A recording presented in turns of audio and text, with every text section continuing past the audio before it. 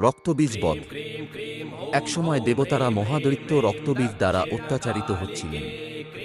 রক্তবীজ এক ভয়ঙ্কর মায়াবী অসুর, যে যখনই তার শরীর থেকে এক বিন্দু রক্ত মাটিতে পড়ত, সঙ্গে সঙ্গে সেই রক্তবিন্দু থেকে আরেকটি রক্তবীজ জন্ম নিত।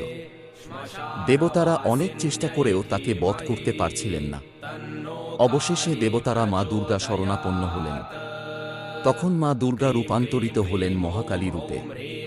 মা কালী যখন রক্তবীজের বিরুদ্ধে যুদ্ধে নামলেন, তখন তিনি তার খড়গ দিয়ে রক্তবীজকে কোপাতে শুরু করলেন।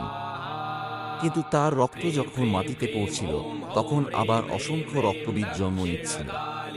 তখন মা কালী কৌশলে সেই রক্ত মাটিতে পড়ার আগেই পান করেন, যাতে এক বিন্দু রক্ত মাটিতে না পড়ে, ফলে নতুন রক্তবীজ জন্ম নিতে পারেনি। এভাবে তিনি সমস্ত রক্তবীজকে ধ্বংস করলেন এবং দেবতাদের রক্ষা করলেন। ঈশ্বরের বাণী শুনতে আমাদের এই পেজটাকে ফলো